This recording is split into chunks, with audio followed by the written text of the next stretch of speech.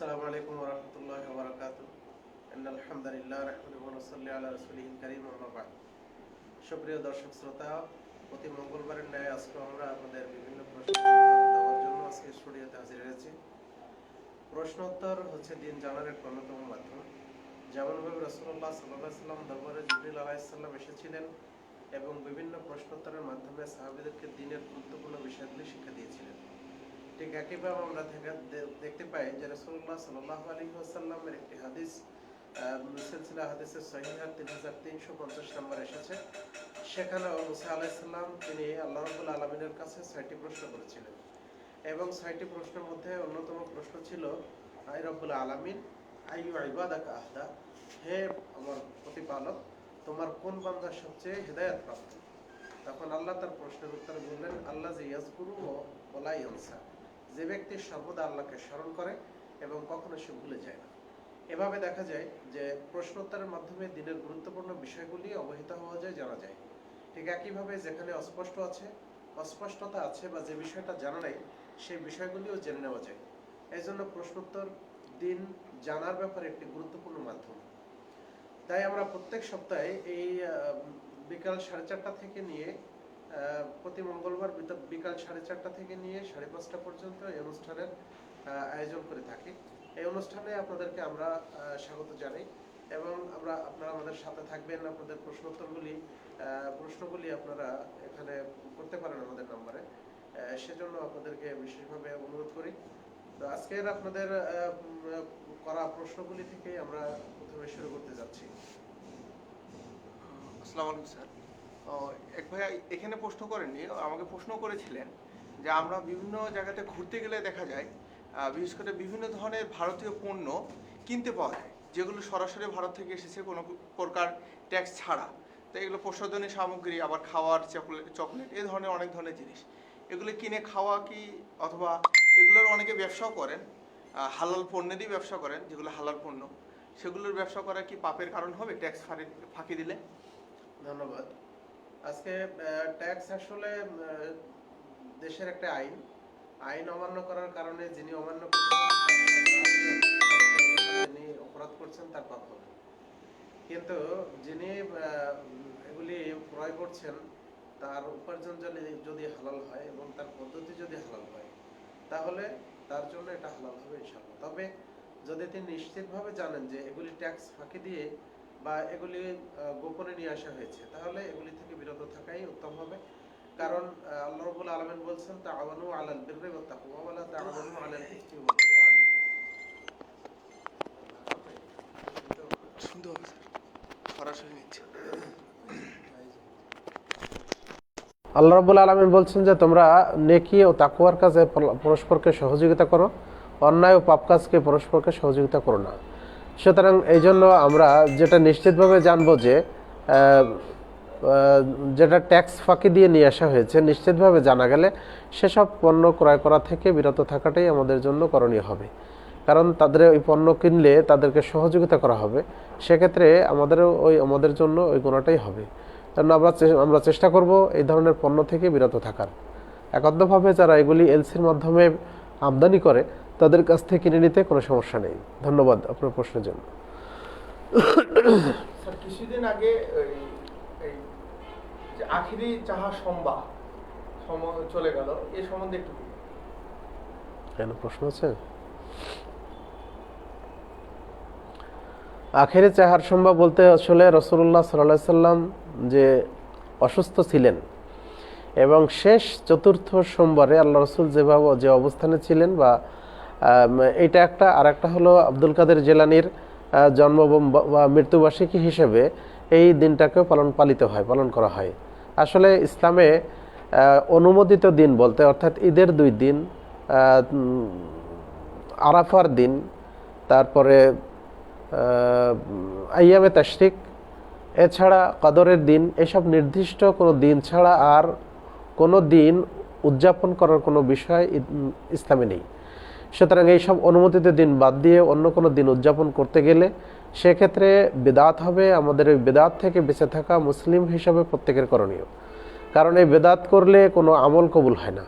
সেজন্য আমাদেরকে এই বেদাতি কাজ থেকে বেদাতি কর্মকাণ্ড থেকে, বেদাতি কাজের সহযোগিতা করা থেকে আমাদেরকে দূরে থাকতে হবে এবং সর্বতভাবে আমাদের বেঁচে থাকার চেষ্টা করতে হবে। ধন্যবাদ আপনার প্রশ্নের জন্য। এক ভাই প্রশ্ন করেছেন যে মেম্বার বাদ দিয়ে প্রথম কাতারে ইমামতি করা যাবে কি? মেম্বার নয়, মেহরাব। মেহরাব এটা হচ্ছে ইমামের দাঁড়ানোর জায়গা।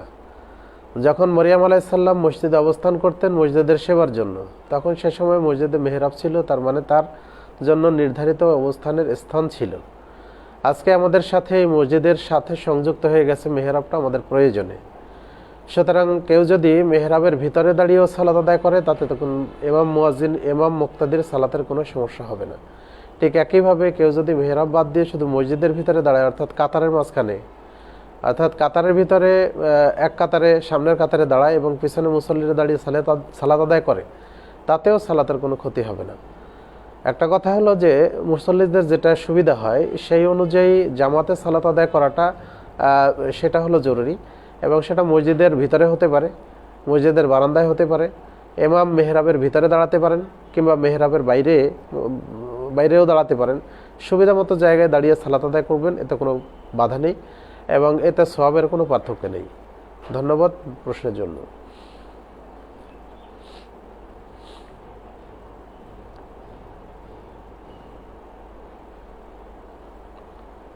স্যার, ছেলেদের সুন্নতি পোশাক সম্বন্ধে একটু যদি ধারণা দিতেন। ছেলেদের সুন্নতি পোশাক বলতে বোঝা যায় ওই ধরনের পোশাক যেসব পোশাক আল্লাহ রসুল সাল্লাল্লাহু আলাইহি ওয়াসাল্লাম আমাদেরকে পোশাক পরিধানের যে বিধানগুলি আমাদেরকে বলেছেন। প্রথমত পোশাক মেয়েদের সাদৃশ্যপূর্ণ হবে না। রাসূলুল্লাহ সাল্লাল্লাহু আলাইহি ওয়াসাল্লাম তিনি মেয়েদের সাদৃশ্যপূর্ণ পোশাক পরিধান করা কোনো পুরুষের জন্য, পরিধানকারী পুরুষের জন্য, এবং পুরুষের সাদৃশ্যপূর্ণ পোশাক পরিধানকারী মহিলার জন্য আল্লাহ রাসূল সাল্লাল্লাহু আলাইহি সাল্লাম লানত করেছেন। সুতরাং রাসূল সাল্লাল্লাহু আলাইহি সাল্লামের এই অভিসম্পাতের কারণে অবশ্যই মহিলারা পুরুষের সাথে সাদৃশ্যপূর্ণ এবং পুরুষরা মহিলাদের সাথে সাদৃশ্যপূর্ণ পোশাক পরিধান করা থেকে বিরত থাকবেন। 2 নম্বর হলো আল্লাহ রাসূল সাল্লাল্লাহু আলাইহি সাল্লাম বলছেন, মা আসফালা মিনাল ইজার মিনাল কাবাইন ফাহুয়া ফিন্নার। লুঙ্গির যতটুকু টাকনুর নিচে ঝুলে যাবে সেইটুকু জাহান্নামে প্রবেশ করবে। অর্থাৎ কাপড় ঝুলিয়ে পরা লুঙ্গি, পায়জামা বা প্যান্ট যেটাই হোক না কেন, সেটা যদি টাকনুর নিচে ঝুলে যায় তাহলে তার জন্য পরকালীন জীবনে শাস্তি রয়েছে। সেজন্য কোনো পুরুষ টাকনুর নিচে পোশাক পরবে না, এটাই হচ্ছে সুন্নতি পোশাক। আর সেই সাথে এমন পোশাক পরিধান করতে হবে ঢিলাঢালা, যাতে করে শরীরের অবয়বগুলি প্রকট হয়ে দেখা না দেয়, যাতে করে শরীরের গোপনীয় অঙ্গগুলি প্রকাশিত না হয়। এই ধরনের ঢিলেঢালা পোশাক পরাটাই প্রত্যেক মুসলমানের জন্য বা বিশেষ করে ছেলেদের জন্য করণীয়। ঠিক একইভাবে মেয়েরাও যাতে তাদের ইজ্জত আবরু এগুলি ঢেকে থাকে, যাতে করে তার শরীরের কোনো অঙ্গ প্রকাশিত না হয়, সেরকম পোশাক পরা তাদের জন্য করণীয়। আল্লাহ বলছেন, ওয়ালা ইউবদিনা জিনাতাহুন্না, তারা যেন তাদের জিনাতকে, তাদের সৌন্দর্যকে প্রদর্শন না করে। সুতরাং এইভাবে সৌন্দর্য প্রদর্শিত যাতে না হয় সেই ধরনের পোশাক পরাটা মেয়েদের জন্য জরুরি। সুন্নতি পোশাক বলতে আসলে বা ইসলামী লেবাস বলতে আমরা যেটা বুঝি, যেটাতে মানুষের ব্যক্তিত্ব ফুটে ওঠে, যেটাতে তাকওয়া বজায় থাকে এবং যার মাধ্যমে শরীরের যেগুলি সতর বা গুরুত্বপূর্ণ অঙ্গ আছে সেগুলি যেন ঢেকে থাকে, এটাই হচ্ছে জরুরি। যেহেতু মেয়েদের পুরো শরীর হচ্ছে সতর, সেজন্য তাদেরকে পুরো শরীর ঢেকে রাখার মতো পোশাক পরিহিত অবস্থায় বাইরে যেতে হবে যদি প্রয়োজন হয়। আর বাড়ির ভিতরে থাকলে এমন পোশাক পরবে, স্বামীর সামনে যে কোনো পোশাক পরতে কোনো সমস্যা নেই, কিন্তু সেখানে যদি অন্য কোনো পুরুষ ঢোকার বা সেখানে দেবর থাকে, ভাসুর থাকে বা শ্বশুর থাকে, তাহলে তাদের সামনে অবশ্যই পর্দা করে যেতে হবে। শ্বশুরের সামনে শালীন পোশাক পরে যেতে হবে, যাতে করে শরীরের গোপন অঙ্গগুলি প্রকাশিত না হয়। আর পুরুষের জন্য যেটা বললাম এটাই, যে কয়েকটি মূলনীতি মেনে চলা দরকার। 1 নম্বর হলো যে যেন মহিলাদের সাদৃশ্যপূর্ণ না হয়। 2 নম্বর, সেটা যেন টাকনুর নিচে ঝুলে না যায়। 3 নম্বর, এই পোশাকের মাধ্যমে যেন কোনো অহংকার প্রকাশিত না হয়। আর 4 নাম্বার, এটা যেন কোনো রেশমি বস্ত্র না হয়, কারণ পুরুষের জন্য রাসূলুল্লাহ সাল্লাল্লাহু আলাইহি ওয়াসাল্লাম রেশমি বস্ত্র হারাম করেছেন। ধন্যবাদ প্রশ্নের জন্য। এক ভাই প্রশ্ন করেছেন যে আমি নতুন বাসা বানাবো, কাজ শুরু করার সময় মানুষকে কি খুরমা বা বাতাসা দেওয়া হয়, এটা কি ঠিক হবে?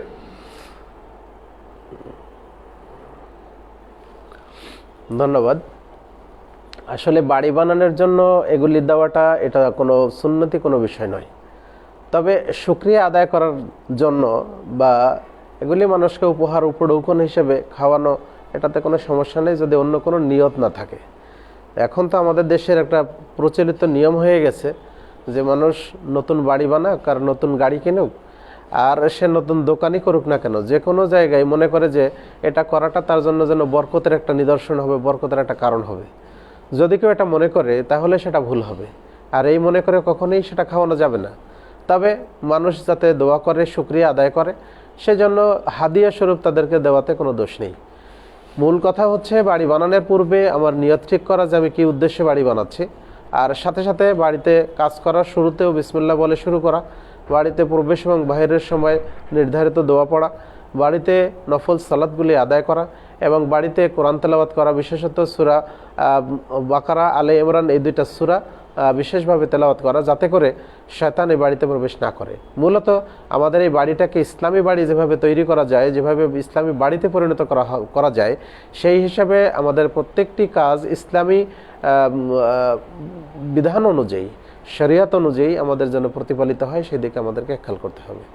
ধন্যবাদ ভাই প্রশ্নের জন্য। ভাই প্রশ্ন করেছেন যে আব্দুল ওয়াসি একজনের নাম, তাকে কি ওয়াসি বলে ডাকা যাবে? ধন্যবাদ। আল ওয়াসি হচ্ছে আল্লাহ রাব্বুল আলামিনের একটি সিফাতি নাম।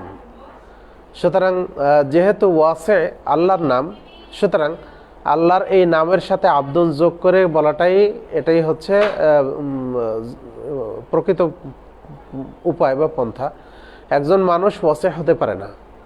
সুতরাং এই ওয়াসি হওয়ার জন্য আল্লাহ, এই গুণ আল্লাহরই। সুতরাং বান্দার নাম যখন রাখা হবে তখন অবশ্যই সেখানে আব্দুল যোগ করতে হবে, আর অন্যথায় সেটাতে শিরক হওয়ার সম্ভাবনা থাকতে পারে। একবার প্রশ্ন করেছেন যে ক্রিকেট খেলে জীবন নির্বাহ করা কি জায়েজ হবে, ক্রিকেট খেলাধুলা করার মতো? ধন্যবাদ। আজকের এই খেলাধুলা যেগুলি আমাদের দেশে করা হচ্ছে এর অধিকাংশই আছে জুয়ার মাধ্যমে। যে খেলাতে জয় পরাজয় আছে, যে খেলার মাধ্যমে কোনো অর্থ উপার্জিত হয় বা হার জিত আছে, সেই খেলাটাকেই ইসলাম হারাম করেছে।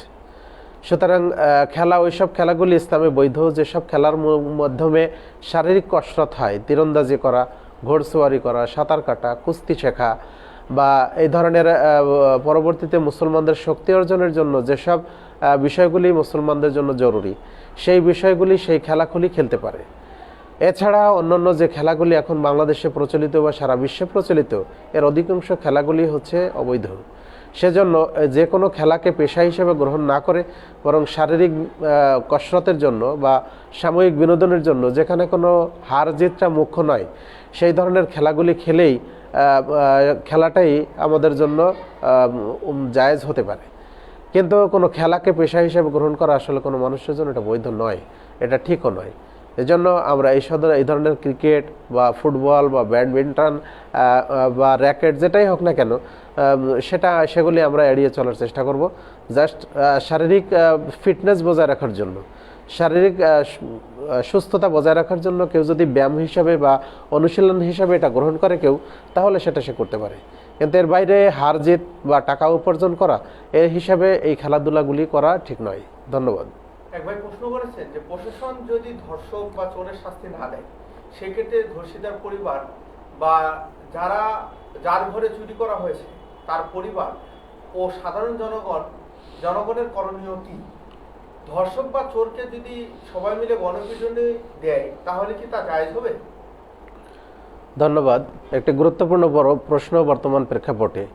আজকে বাংলাদেশ সহ সারা বিশ্বে এই অনাচার, এই দুরাচারটা ব্যাপকভাবে ছড়িয়ে পড়েছে এবং এগুলি অনেক ক্ষেত্রে আমরা নিজেরা দায়ী, অনেক ক্ষেত্রে প্রশাসন দায়ী।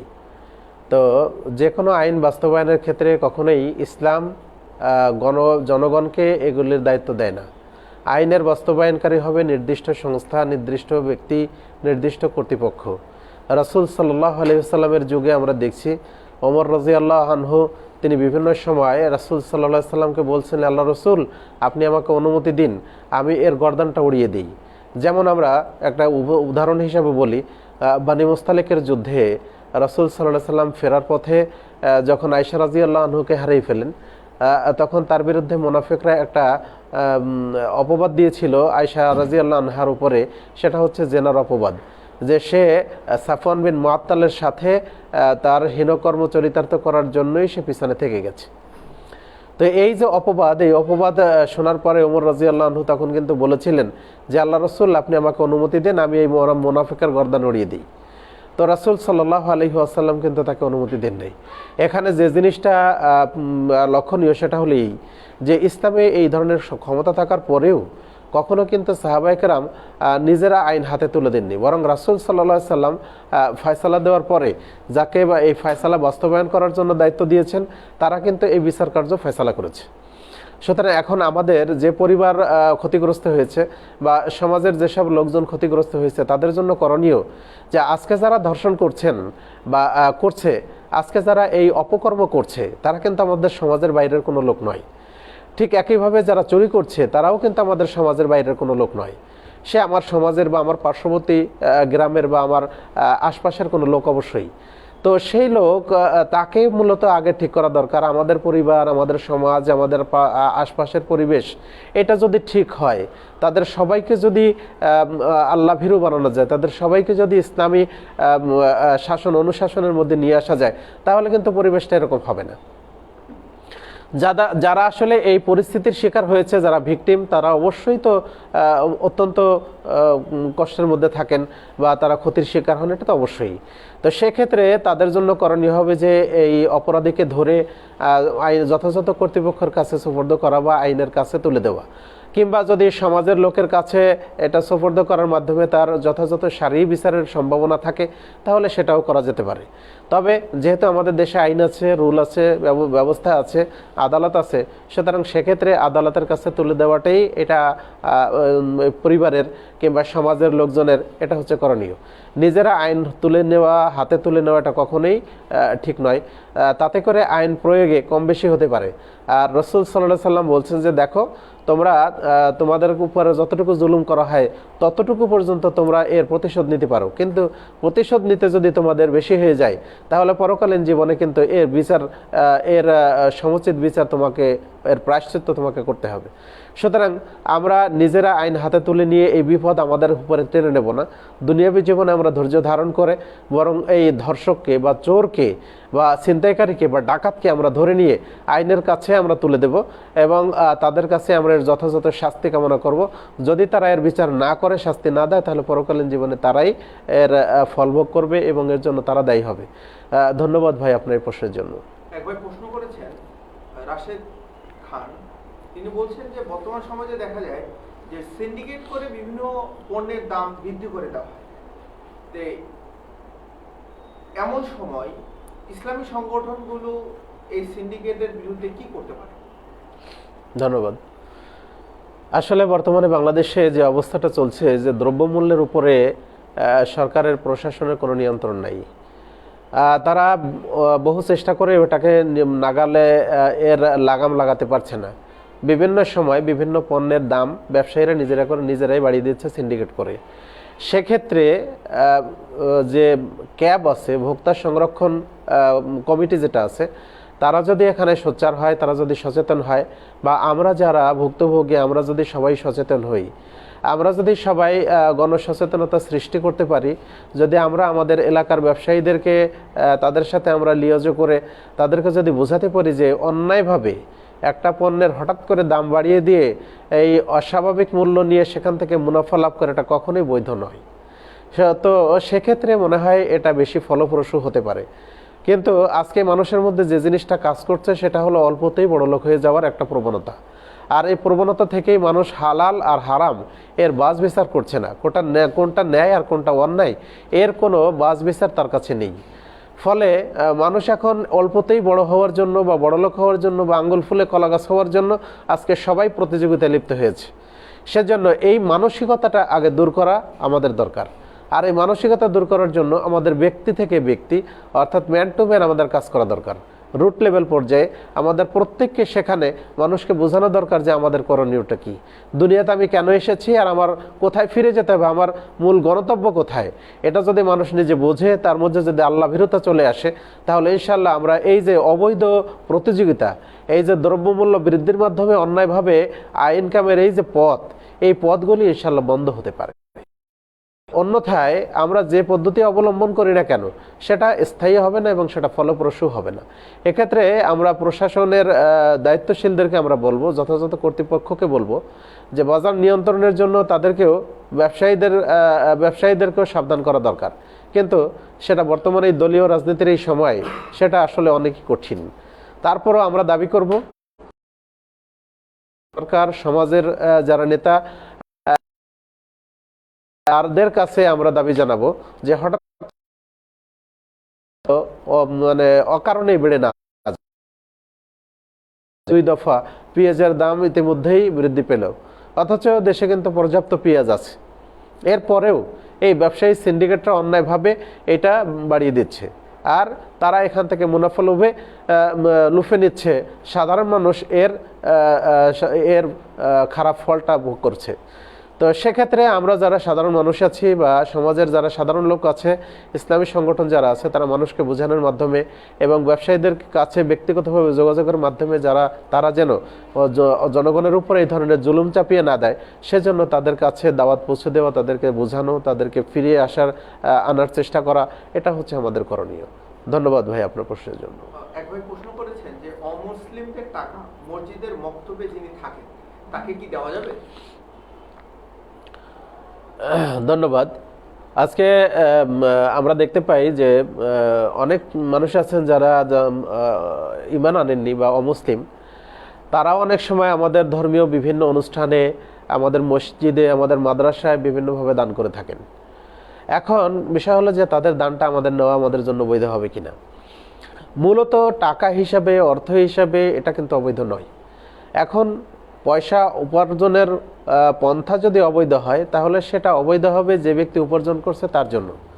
কিন্তু সে যদি তার নিজের স্ত্রীকে খাওয়ায়, সে যদি তার পিতামাতাকে খাওয়ায়, সন্তানকে খাওয়ায়, তাহলে এটা তাদের জন্য হারাম হবে না, বরং যে উপার্জন করছে তার জন্যই হারাম। তো এখন কোনো অমুসলিম যদি আমাকে মসজিদের জন্য টাকা দিতে চায় বা মক্তবের জন্য টাকা দিতে চায়, তাহলে সে টাকা নেওয়া যাবে এবং সেই টাকা দিয়ে ইমাম মুয়াজ্জিনের বেতনও দেওয়া যাবে বা শিক্ষকের বেতনও দেওয়া যাবে, কারণ আমরা তো তার কাছে চাইতে যাইনি, বরং সে উইলিংলি দান করেছে। আর তার এই দানের বিনিময়ে সে ইহকালীন জীবনে হয়তো আল্লাহ তাকে কোনো সুযোগ সুবিধা, কোনো বরকত অথবা তাকে কোনো কল্যাণ আল্লাহ দান করতে পারেন, কিন্তু এই দানের বিনিময়ে পরকালে সে কোনো অংশ পাবে না, এর দ্বারা সে পরকালে কখনো উপকৃত হবে না।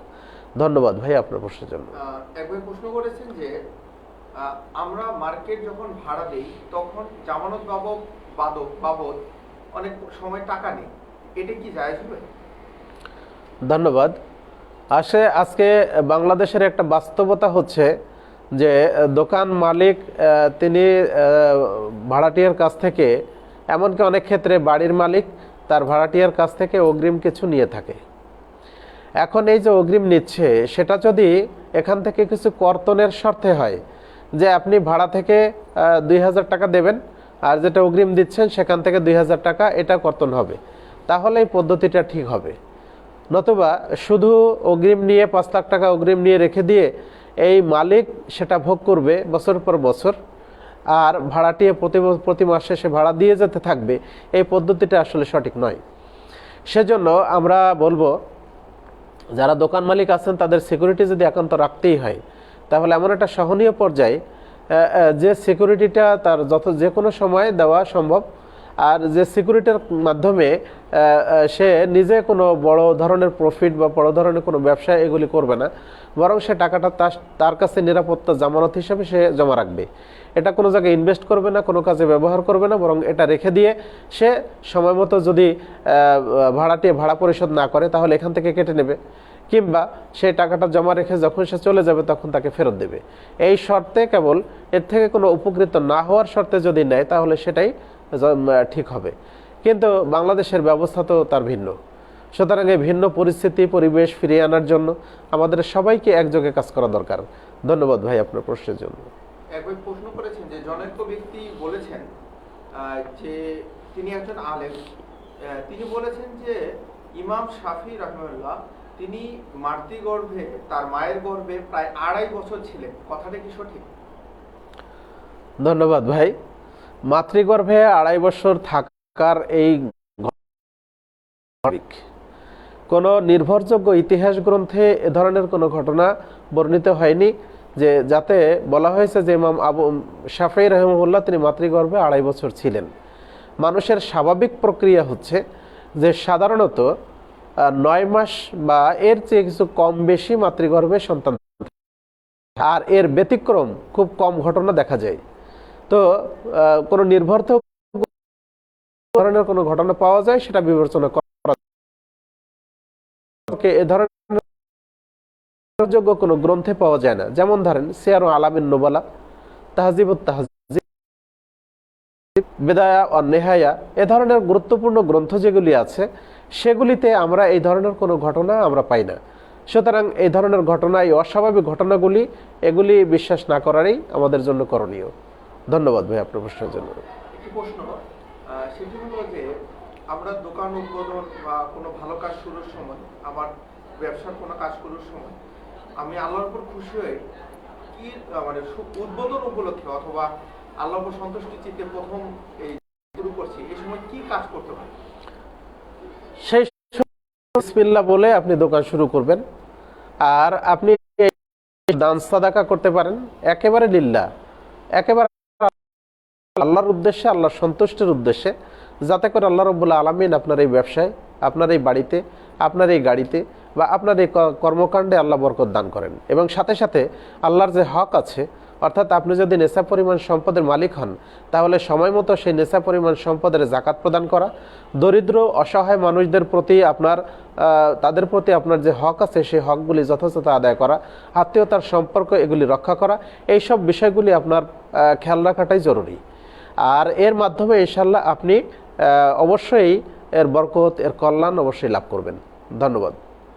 ইমদাদুল হক ভাই চাঁপাইনবাবগঞ্জ থেকে প্রশ্ন করেছেন যে রাসূলুল্লাহ সাল্লাল্লাহু আলাইহি ওয়াসাল্লাম তার পিতামাতা জাহান্নামী হবে এমন প্রশ্ন করা উচিত হবে কি? এর উত্তর দেয়া যেটাকে প্রশ্ন করা হবে তিনি কি এর উত্তর দিবেন? যদি এই প্রশ্নের উত্তরে কোনো বাধা না থাকে তাহলে সঠিক উত্তরটি কি? ধন্যবাদ। আজকে আমাদের দেশে অনেক মানুষ রাসূল সাল্লাল্লাহু আলাইহি সাল্লামকে ভালোবাসে ব্যক্তিগতভাবে, তার আদর্শকে, আল্লাহ রাসূল সাল্লাল্লাহু আলাইহি সাল্লামের আদর্শকে অনেকেই ভালোবাসে না। এর অর্থ হচ্ছে এই যে দেখেন রাসূলের সুন্নত, অর্থাৎ তার যে হাদিসগুলি আল্লাহ রাসূল রেখে গেছেন আমাদের জন্য আমল করার জন্য, সেই হাদিসগুলি আমল করার মাধ্যমে, তার আদর্শকে গ্রহণ করার মাধ্যমে প্রকৃতপক্ষে আল্লাহ রাসূলকে ভালোবাসা যায়। সুতরাং আল্লাহ রাসূল সাল্লাল্লাহু আলাইহি সাল্লাম যে বিধানগুলি নিয়ে এসেছেন সেগুলি রাসূল সাল্লাল্লাহু আলাইহি সাল্লাম যেমনভাবে গোপন করেননি, তিনি জাতির কাছে, তিনি তার উম্মতের কাছে যেমনভাবে তিনি আমানতদারিতার সাথে আদায় করে গেছেন, ঠিক আমাদেরকে অনুরূপভাবে আমানতের সাথে রাসূল সাল্লাল্লাহু আলাইহি সাল্লামের এই ঘোষণাগুলি, বাণীগুলি মানুষের কাছে পৌঁছে দেওয়া আমাদের করণীয়। আল্লাহ রাসূল সাল্লাল্লাহু আলাইহি সাল্লাম বলছেন, বাল্লিগু আন্নী ওয়ালাউ আয়া, যদি আমার পক্ষ থেকে তোমরা একটা আয়াতও জানো তাহলে সেটা মানুষকে পৌঁছে দাও। রাসূলুল্লাহ সাল্লাল্লাহু আলাইহি সাল্লামের পিতামাতা জান্নাতি হবে না জাহান্নামী হবে এই বিষয়ে আমরা কেন, সাহাবায়ে কেরামই তো প্রশ্ন করেছেন। রাসূল সাল্লাল্লাহু আলাইহি সাল্লামের কাছে এসে জনৈক ব্যক্তি বললেন, আল্লাহ রাসূল আইনা আবি, হে আল্লাহ রাসূল আমার পিতা কোথায়? তখন তিনি বললেন, আবুকা ফিন্নার, তোমার পিতা হচ্ছে জাহান্নামে। লোকটা মন খারাপ করে যখন চলে যাচ্ছিল তখন আল্লাহ রাসূল সাল্লাল্লাহু আলাইহি সাল্লাম তাকে ডাকলেন, ডেকে বললেন যে তুমি শোনো, আন আবি ও আবুকা ফিন্নার, আমার পিতা এবং তোমার পিতা জাহান্নামী। তাহলে রাসূল সাল্লাল্লাহু আলাইহি সাল্লামের নিজের জবানিতে আমরা পাই যে আল্লাহ রাসূল নিজেই বলেছেন যে তার পিতামাতা জাহান্নামী। সুতরাং সেক্ষেত্রে আল্লাহ রাসূলের ভাষায় আমরা যদি এটা বলি তাহলে সেখানে কোনো অসুবিধা নাই। আর ওই বিষয়টা তো আসলে আমাদের শরীয়তে আমার জানায় কোনো লাভও নেই, আর না জানলে আমাদের কোনো লসও নেই। সুতরাং এই ক্ষেত্রে আমরা না জেনে চুপচাপ থাকাই ভালো। আর একটা জিনিস আমাদের খেয়াল করা দরকার, সেটা হলেই আল্লাহ রাসূল সাল্লাল্লাহু আলাইহি সাল্লামের জন্মের পূর্বেই তার পিতা মারা যান এবং তার 6 বছর বয়স যখন হয় তখন তার মাতা মারা যায়। এই দুইজনের কবরের কাছে আল্লাহ রাসূল সাল্লাল্লাহু আলাইহি সাল্লাম দোয়া করার জন্য বা তাদের মাগফিরাতের জন্য আল্লাহ রাসূল সাল্লাল্লাহু আলাইহি সাল্লাম অনুমতি চেয়েছিলেন। আল্লাহ কিন্তু রাসূল সাল্লাল্লাহু আলাইহি সাল্লামকে অনুমতি দেন নাই তার পিতামাতার জন্য ক্ষমা প্রার্থনার, তাহলে সেখান থেকে বোঝা যায় যে নিশ্চয়ই আল্লাহ রাব্বুল আলামিন তাদেরকে ক্ষমা করবেন না। সুতরাং এই বিষয়গুলি নিয়ে আমরা আর বাড়াবাড়ি না করি, যেটা আল্লাহ রাসূল বলেছেন আমরা সেই বিষয়ের উপরে, তার উপরেই, সেই হাদিসের উপরে আমরা একান্ত বিশ্বাস রাখবো, এটাই আমাদের করণীয়। ধন্যবাদ ভাই এমদাদুল হক আপনাকে। এক ভাই প্রশ্ন করেছেন যে অজু অবস্থায় যদি হাঁটুর উপরে কাপড় উঠে যায় সেক্ষেত্রে কি অজু ভেঙে যাবে? ধন্যবাদ। অজু সালাত আদায়ের জন্য গুরুত্বপূর্ণ একটি শর্ত, অর্থাৎ অজু ছাড়া কিন্তু সালাত হবে না। রাসূলুল্লাহ সাল্লাল্লাহু আলাইহি সাল্লাম বলেছেন লা সালাতা ইল্লা বিতাহুর, তো পবিত্রতা ছাড়া কোনো সালাত হয় না। তাহলে অজু হচ্ছে সালাতের জন্য শর্ত, কিন্তু অজু ভঙ্গের কারণ আসলে কি? অজু ভঙ্গের একমাত্র কারণ হচ্ছে পেশাব পায়খানার রাস্তা দিয়ে কোনো কিছু নির্গত হওয়া, এটা হচ্ছে অজু ভঙ্গের কারণ। কিন্তু সতর খুলে যাওয়া বা কাপড়, হাঁটুর উপরে কাপড় উঠে যাওয়া, এটাতে অজু ভাঙে না, এটা অজু ভঙ্গের কোনো কারণ নয়। কোরআন এবং সহিহ হাদিসে যেগুলি পাওয়া যায় তার মধ্যে এটি অজু ভঙ্গের কোনো কারণ নয়। আরেকটি কারণ রাসূলুল্লাহ সাল্লাল্লাহু আলাইহি ওয়াসাল্লাম উল্লেখ করেছেন, সেটা হলো কেউ যদি উটের গোশত খায় তাহলে আল্লাহ রাসূল সাল্লাল্লাহু আলাইহি ওয়াসাল্লাম তাকে অজু করার জন্য নির্দেশ দিয়েছেন। তো আমরা বলতে পারি যে এই ইচ্ছাকৃতভাবে বলতে পারি যে আমাদের লজ্জাস্থান দিয়ে, অর্থাৎ সামনের বা পিছনের রাস্তা দিয়ে, পেশাব পায়খানার রাস্তা দিয়ে যদি কোনো কিছু বের হয় অথবা বের হয়, কেবল সে কারণেই আমাদের অজু ভঙ্গ হয়, আর তখন নতুন করে অজু করতে হয়। সুতরাং হাঁটুর উপরে কাপড় উঠে গেলে অজু ভঙ্গ হবে না, আর এটা অজু ভঙ্গের কোনো কারণও নাই। ধন্যবাদ। একবার প্রশ্ন করেছেন যে কোরআন দেখলেই আমার খুব ভালো লাগে, সুন্দর ডিজাইনের কোরআন দেখলেই কিনতে ইচ্ছে হয়, শখ হয়, এক সেল ভর্তি শুধু কোরআন সংগ্রহ করে রেখে। তো এই রাখার ক্ষেত্রে আমার প্রশ্ন হলো, এটি কি আমার জন্য অপচয় হবে? ধন্যবাদ। যে কোনো জিনিস আপনার প্রয়োজনের অতিরিক্ত রাখাটাই হচ্ছে অপচয়। আল্লাহ রাব্বুল আলামিন বলছেন ওয়ালা তুবাজ্জির তাবযীরা ইন্নাল মুবাজ্জিরিনা কানু ইখওয়ানাশ শায়াতিন, তোমরা অপচয় করো না, কেননা অপচয়কারী হচ্ছে শয়তানের ভাই। কোরআন এসেছে আমাদের হেদায়েতের জন্য, কোরআন পড়তে হবে, কোরআন তেলাওয়াত করে সেটা বোঝার চেষ্টা করতে হবে এবং সেই অনুযায়ী আমল করতে হবে। এটা প্রত্যেক মুসলমান নরনারীর জন্য অবশ্য করণীয়, করতেই হবে, এর কোনো বিকল্প নাই। সুতরাং আমার আপনার জন্য একটা কোরআন তেলাওয়াতের জন্য কিংবা অর্থসহ একটা কোরআন, এটাই যথেষ্ট। যদি পরিবারে একাধিক সদস্য থাকে, একটা কোরআন তেলাওয়াত করতে যদি সমস্যা হয়, তাহলে প্রয়োজনে মাথাপিছু একটা করে কোরআন রাখা যেতে পারে, যাতে করে প্রত্যেকেই যদি অ্যাট এ টাইম পড়তে চায় তাহলে সবাই যেন পড়তে পারে। সুতরাং এক্ষেত্রে আপনার কোরআনকে ভালো লাগে বলে সেলফে সাজিয়ে রাখার জন্য কোরআনটা তৈরি হয়নি বা কোরআন আল্লাহর পক্ষ থেকে আসেনি। সেজন্য এটা সাজিয়ে রাখার জন্য নয়, বরং আপনার পড়ার জন্য, তেলাওয়াতের জন্য, আপনার হেদায়েতের জন্য, আপনার আমলের জন্য যদি আপনি কোরআন কেনেন এবং সেটা যদি নিজে পড়েন, আপনার পরিবারের সদস্যরা পড়ে এবং সেটাতে যদি আপনি হেদায়েত লাভ করেন, তাহলে এটাই হবে আপনার জন্য সবচেয়ে বড় উপহার, সবচেয়ে বড় নিয়ামত। আমরা সেই নিয়ামত হাসিলের জন্য, সেই নিয়ামত অর্জনের জন্য আমরা চেষ্টা করব। আমরা কোরআনকে নিয়ে কখনো এটা সৌন্দর্যের বস্তু হিসেবে আমরা গ্রহণ করব না। ধন্যবাদ ভাই আপনার এই প্রশ্নের জন্য। আলমগীর হোসেন ভাই যে আদম আলাইহিস সালাম সৃষ্টি করতে ফেরেশতাগণ পৃথিবী থেকে মাটি নিয়ে গিয়ে 40 বছর ধরে পানি দেওয়া, তারপর মূর্তি বানানো এবং রোদে শুকানো, এভাবে 120 বছরের কাহিনী, এর কতটুকু সঠিক? ধন্যবাদ। আল্লাহ রাব্বুল আলামিন পবিত্র কোরআনে যে কথাটা তিনি বলেছেন, সেখানে জিবরিলকে উল্লেখ করে আল্লাহ রাব্বুল আলামিন বলছেন যে ইবলিসকে উল্লেখ করে আল্লাহ বলছেন, হে ইবলিস, তোমাকে কোন জিনিস আদমকে সেজদা করতে বাধা দিল? বিমা খালাকতু বিয়াদাইয়া, যাকে আমি আমার এই দুই হাতে সৃষ্টি করেছি তাকে সেজদা করতে তোমাকে কোন জিনিস বাধা দিল?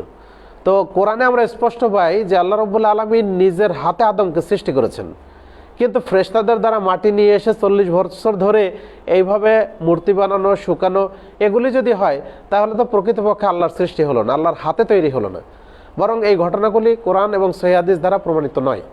আমরা কোরআন এবং সহিহ হাদিসে যেটা এসেছে আমরা সেটার উপরই দৃঢ় ঈমান রাখবো, আমরা ইয়াকিন রাখবো, আমরা বিশ্বাস রাখবো, এটা আমাদের করণীয়।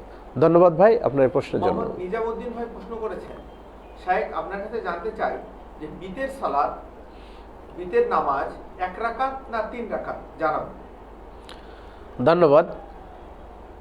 রাসূলুল্লাহ সাল্লাল্লাহু আলাইহি সাল্লাম বলছেন আল্লাহু বিত্রুন ইউহিব্বুল বিত্র, আল্লাহ বেজোড়, তিনি বেজোড়কে পছন্দ করেন। ভাই পৃথিবীতে যতই আপনি বেজোড় বলেন, একের চেয়ে বেশি কোনো বেজোড় নাই। আর রাসূলুল্লাহ সাল্লাল্লাহু আলাইহি সাল্লামের আমল ছিল যে অধিকাংশ সময় তিনি 1 রাকাত বেতের পড়তেন। সুতরাং বেতের 1 রাকাত পড়া যাবে এবং 3 রাকাত, 5 রাকাত, 7 রাকাত, 9 রাকাত, 11 রাকাত, 13 রাকাত পর্যন্ত বেতের পড়া যাবে। আপনি আপনার সুবিধা মতো যে কোনো সংখ্যক বেতের আপনি পড়তে পারেন। তবে রাসূল সাল্লাল্লাহু আলাইহি সাল্লাম অধিকাংশ সময় 1 রাকাত বেতের পড়তেন এবং তিনি রমাজানে বা তারাবিতে তিনি 3 রাকাত বেতের পড়েছেন বলে প্রমাণ আছে। সহিহ বুখারীর হাদিসে আয়েশা রাদিয়াল্লাহু আনহা থেকে বর্ণিত যে আল্লাহ রাসূল সাল্লাল্লাহু আলাইহি সাল্লাম রমজান এবং রমজানের বাইরে তিনি 11 রাকাতের বেশি ফরজ সালাত আদায় করেননি। আর সেখানে তিনি যে বর্ণনা দিয়েছেন তাতে দেখা যায় যে তিনি প্রথমে 4 রাকাত, তারপরে আবার 4 রাকাত পড়লেন অথবা 3 রাকাত বেতের পড়লেন। সুতরাং রাসূলের আমল হিসেবে আমরা 1 রাকাত বা 3 রাকাত এগুলি পড়তে পারি। আর যদি কারো বেশি সময় থাকে তাহলে 5 রাকাত, 7 রাকাত বা এর চেয়েও বেশি 13 রাকাত পর্যন্ত ইচ্ছা করলে আপনি পড়তে পারেন। তবে আমরা এক্ষেত্রে যেটা গ্রহণ করব সেটা হলো রাসূল সাল্লাল্লাহু আলাইহি সাল্লাম অধিকাংশ সময় যে আমলগুলি করতেন আমরা সেটাই গ্রহণ করব। ধন্যবাদ ভাই আপনার প্রশ্নের জন্য। নাইম আলী ভাই প্রশ্ন করেছেন, আমি কি নাপিতকে ঘর ভাড়া দিতে পারবো? ধন্যবাদ। নাপিতের আসলে যেটা কাজ, নরসুন্দর তিনি যে কাজটা করেন সেটা হলো মানুষের চুলের বর্ধিত অংশ সেগুলি কেটে ফেলা, মূলত এটা হচ্ছে তার কাজ। কিন্তু এর সাথে যদি সে মানুষের দাড়ি কেটে দেয়, শেভ করে দেয়, দাড়ি সেটে দেয়, তাহলে সেটা হবে গুনার কাজ। আর এই কাজ যদি নাপিত করেন তাহলে সে সাথে আপনার ঘর ভাড়া দেওয়ার কারণে নাপিতের যে গুনাহ হবে সে গুনাহটা আপনারও হবে। সেজন্য নাপিত যদি শুধু চুল কাটে আর যদি মোচ ছাটে এমন কোনো নাপিত যদি পাওয়া যায় আপনি তাকে ঘর ভাড়া দিতে পারেন।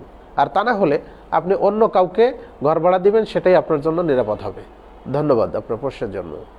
একবার প্রশ্ন করেছেন যে আমার মনে হয় ব্যবসা বাণিজ্যে ইসলামী সংগঠনের লোকদের অবস্থা দুর্বল। দেশের ব্যবসা ক্ষেত্রে আমাদের অগ্রসর হওয়া দরকার।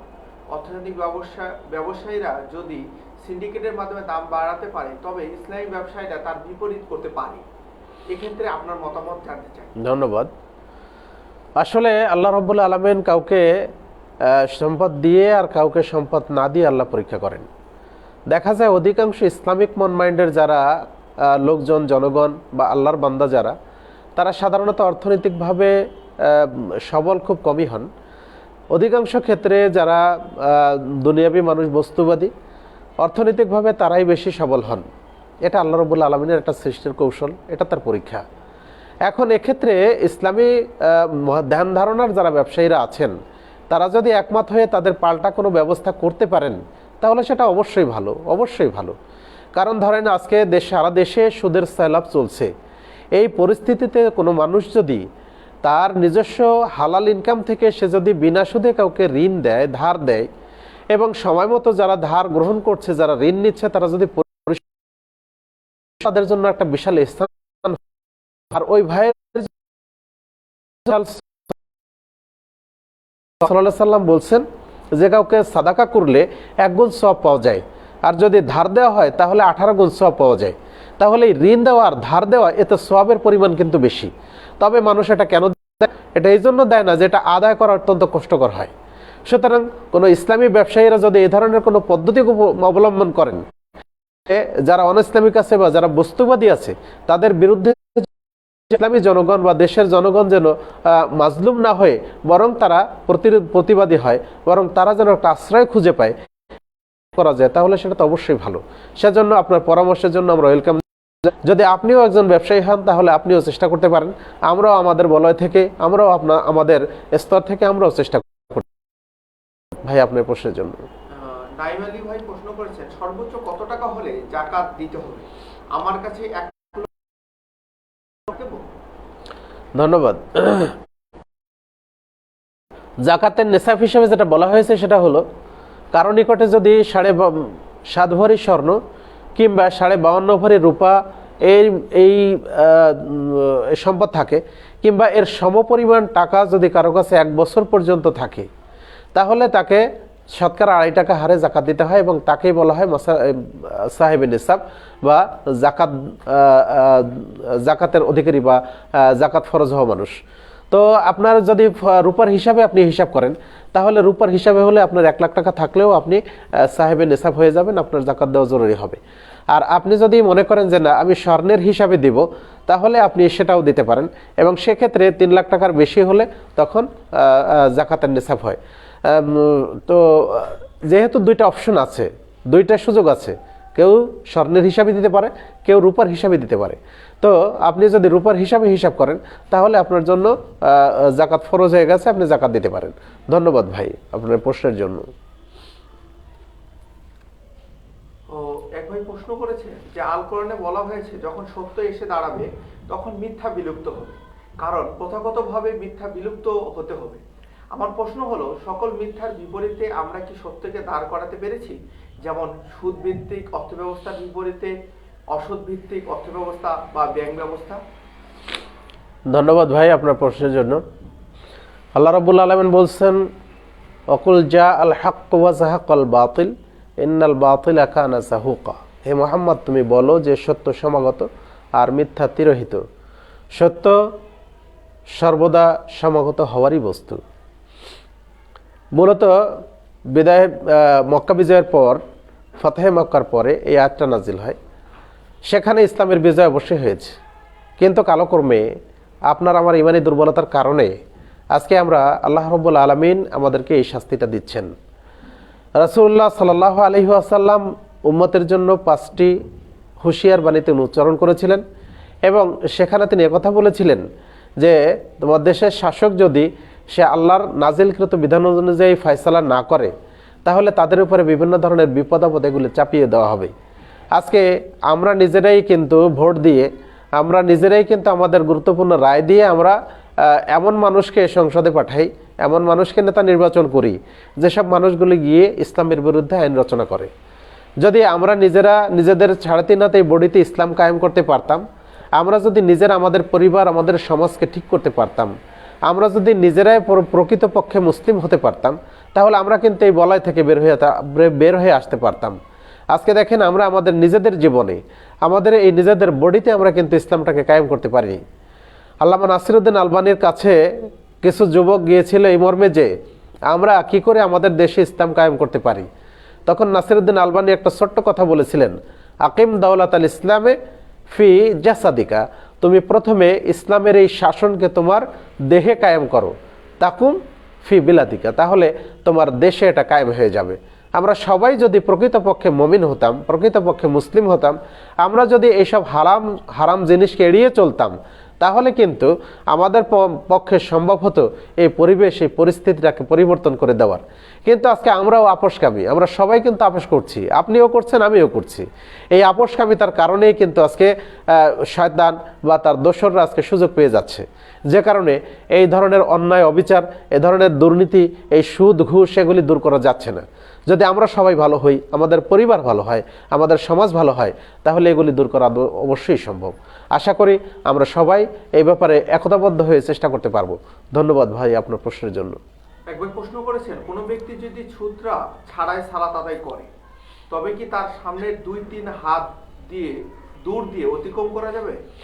আমরা যে দেখে থাকি অনেকেই অন্যের সামনে সুতরা রেখে হেঁটে চলে যায়, এটা কতটুকু সঠিক? ধন্যবাদ ভাই। সালাত একটি গুরুত্বপূর্ণ ইবাদত এবং সালাতের এই ইবাদতে যে কোনো বিঘ্ন না ঘটে, যাতে কোনো খুজুর সমস্যা না হয়, সেজন্যই মূলত সুতরা রেখে সালাত আদায় করার নির্দেশ দেওয়া হয়েছে। যদি কেউ সুতরা না রেখেই সালাতে দাঁড়ায়, তাহলে তার সামনে দিয়ে বিনা প্রয়োজনে বা বাধ্যগত অবস্থা ব্যতীত তার সামনে দিয়ে অতিক্রম করাটা এটা ঠিক নয়। রাসূলুল্লাহ সাল্লাল্লাহু আলাইহি সাল্লাম বলেছেন, যদি কারো পক্ষে 40 বছরও বসে থাকা সম্ভব হয়, তাহলে সে যেন 40 বছর পর্যন্ত বসে থাকে এবং মুসল্লির সামনে দিয়ে অতিক্রম না করে। তো আমরা এক্ষেত্রে এই গুরুত্বপূর্ণ এই হাদিসটিকে আমল করার জন্য আমরা চেষ্টা করব যে হুট করেই মুসল্লির সামনে দিয়ে অতিক্রম না করা। এখন কোনো গুরুত্বপূর্ণ বা বাধ্যগত অবস্থা থাকলে, যদি কেউ যেতে বাধ্যই হন, তার গুরুত্বপূর্ণ কোনো কাজ থাকে, তাহলে সেক্ষেত্রে তিনি মুসল্লি যে পর্যন্ত সেজদাতে তার বাইরে দিয়ে তিনি অতিক্রম করতে পারেন, যেতে পারেন। তবে ইচ্ছাকৃতভাবে বা এমনি কোনো ছোটোখাটো প্রয়োজনেই হুট করে আমরা চলে যাব, এটা কিন্তু সুন্নত নয় বা এটা ঠিকও নয়। এখন অনেক মানুষকে দেখা যায় যে সে সালাতরত মুসল্লির সামনে একটা সুতরা রেখে দিয়ে সে নিজে চলে যাচ্ছে। আসলে সূত্রটা দেওয়ার কথা হচ্ছে মুসল্লির, মুসল্লি যিনি সালাত আদায় করছেন তিনিই দেবেন। যদি তিনি কোনো ক্রমে ভুল করেন তাহলে আমরা সেখানে বসে অপেক্ষা করাটাই আমাদের জন্য জরুরি। আর যদি একান্ত বাধ্যগত কোনো অবস্থা থাকে, কোনো কারণ থাকে, তাহলে সেক্ষেত্রে আমরা যেতে পারি, কিন্তু তার সেজদার স্থানের বাইরে দিয়ে সেখান দিয়ে অতিক্রম করতে হবে। ধন্যবাদ ভাই আপনার প্রশ্নের জন্য। এক হাসান ভাই প্রশ্ন করেছেন, পরিবার পরিচালনার দায়িত্ব বাবার উপরে, সেজন্য পিতার হারাম কামাই সন্তানের জন্য কি বৈধ? আর পরিবারে যদি মাও সুদের লেনদেন করে এবং সুদের টাকা যদি যদি মা সন্তানকে দেয়, সন্তানকে কিছু কিনে দেয়, তাহলে কি সন্তানের জন্য তা জায়েজ হবে? ধন্যবাদ। আল্লাহ রাব্বুল আলামিন বলছেন, আহাল্লাল্লাহুল বাইআ ওয়া হাররামার রিবা। আল্লাহ সুদকে হারাম করেছেন আর ব্যবসাকে হালাল করেছেন। তাহলে সুদ সর্বাবস্থায় হারাম। এখন পরিবারের প্রধান হিসাবে পিতামাতা যদি সুদী কাজে জড়িত থাকে আর ছেলেরা যদি অক্ষম থাকে, তারা যদি স্বাবলম্বী না হয়, তাহলে যতদিন পর্যন্ত তারা স্বাবলম্বী না হবে ততদিন পর্যন্ত তাদের প্রয়োজনীয় টাকা, প্রয়োজনীয় অর্থ, প্রয়োজনীয় বস্ত্র এটা তারা গ্রহণ করতে পারে, এটা তাদের জন্য হালাল। কিন্তু যখন থেকে ছেলে স্বাবলম্বী হবে, সে কর্মক্ষম হবে, সে যখন প্রাপ্তবয়স্ক হয়ে যাবে, উপার্জন করতে শিখবে, তখন থেকে আর এই পিতামাতার অর্থ এগুলি না নেওয়াটাই তার জন্য জরুরি হবে। এগুলি থেকে বেঁচে থাকা, এগুলিকে পরহেজ করা এবং নিজে স্বাবলম্বী হওয়ার চেষ্টা করা তখন তার জন্য জরুরি। কারণ সেক্ষেত্রে সে নিজে স্বাবলম্বী হলে সে এই সুদি টাকা, সেই হারাম টাকা থেকে বিরত থাকতে পারবে, দূরে থাকতে পারবে। এজন্য করণীয় হবে যে পিতামাতা সব পরিবারের প্রধান হলেও তারপরও তাদেরকে উপদেশ দিয়ে তাদের এই কাজ থেকে তাদেরকে দূরে রাখা, তাদেরকে নসিহতের মাধ্যমে তারা যাতে এইসব কাজ না করে সেজন্য তাদেরকে বিরত রাখার চেষ্টা করা। একান্তই যদি না পারা যায় তাহলে সেক্ষেত্রে যতদিন পর্যন্ত কোনো কর্মক্ষম না হবে ততদিন পর্যন্ত প্রয়োজনের অতিরিক্ত অর্থ গ্রহণ না করা বা প্রয়োজনের অতিরিক্ত কোনো জিনিস না নেওয়া। আর যখন সে স্বাবলম্বী হয়ে যাবে তখন সর্বতভাবে এই সুদি টাকা, এই হারাম উপার্জন এগুলি বর্জন করা। ধন্যবাদ ভাই আপনার প্রশ্নের জন্য।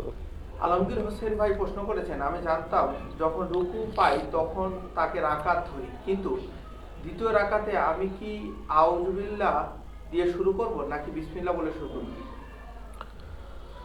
ধন্যবাদ। প্রশ্নটা হচ্ছে আপনার কেরাত নিয়ে। তো কেরাতে প্রথমে আউযুবিল্লাহ বলে আল্লাহ রাব্বুল আলামিন কেরাত পাঠ করার কথাই বলেছেন। তিনি বলছেন, ইজা ক্বারাআতাল ফাইজা ক্বারাআতাল কুরআন ফাস্তাইজ বিল্লাহি মিনাশ শাইতানির রাজিম। যখন তুমি কোরআন তেলাওয়াত করবে তখন বিতাড়িত শয়তান থেকে আশ্রয় প্রার্থনা করবে আল্লাহর নিকটে। তো আল্লাহর নিকটে আশ্রয় প্রার্থনার বিষয়টা আসলে কেরাত শুরুর করার সময় প্রথম রাকাতে তেলাওয়াত না পেলেও দ্বিতীয় রাকাত থেকে যখন আপনি তেলাওয়াত শুরু করছেন তখনই আপনি বিসমিল্লাহ, আউযুবিল্লাহ এবং বিসমিল্লাহ বলে তেলাওয়াত শুরু করবেন এবং সেখান থেকে আপনার শুরু হবে। এরপরে যখন আপনি তেলাওয়াত করবেন তখন আপনি শুধু বিসমিল্লাহ বলে পড়লেই যথেষ্ট হয়ে যাবে। ধন্যবাদ ভাই। ও আরেকটা ছিল স্যার, ওই যে রুকু পাইলে রাকাত পাওয়ার বিষয়টা। এখানে আলমগীর ভাই যে প্রশ্নটা করেছেন যে রুকু পেলে রাকাত হয়, যে জিনিসটা আপনি বলেছেন, রাসূলুল্লাহ সাল্লাল্লাহু আলাইহি ওয়াসাল্লাম বলেছেন, মান আদরাকা রুকুআন ফাকাদ আদরাকা রাকাতান। যে ব্যক্তি রুকু পেয়ে গেল সে রাকাত পেয়ে গেল। এখন রুকু পেয়ে গেলে, রাকাত পেয়ে গেল, তো রাসূল সাল্লাল্লাহু আলাইহি ওয়াসাল্লাম একথাও বলেছেন, লা সালাতা লিমান লাম ইয়াকরা বিফাতিহাতিল কিতাব। যে ব্যক্তি সূরা ফাতিহা পড়ল না তার সালাত নেই। ঠিক একইভাবে আল্লাহ রাব্বুল আলামিন বলছেন, ওয়াকুমু লিল্লাহি কানিতিন। তোমরা যারা বিনম্র তাদের সাথে একতাবদ্ধ হয়ে দাঁড়াও। সালাতে দাঁড়ানোটা একটা রুকুন আর সূরা ফাতিহা পাঠ করা এটা একটা ফরজ। সুতরাং এই ফরজ বা রুকুন বাদ দিয়ে কখনোই কিন্তু সালাত যথার্থ হয় না, সালাত কবুল হয় না। সেজন্য যখন রুকু পাওয়া যাবে তখন এই রাকাতের সওয়াব ইনশাআল্লাহ পাওয়া যাবে, কিন্তু তাকে পুনরায় একটা রাকাত পড়ে নিতে হবে, কারণ এই রাকাত তার পূর্ণাঙ্গ নয়, যদিও সে এই রাকাতের সওয়াবটা পেয়ে যাবে। এখানে রাসূলুল্লাহ সাল্লাল্লাহু আলাইহি ওয়াসাল্লাম যেটা বলেছেন, মান আদরাকা রুকুআন ফাকাদ আদরাকা রাকাতান।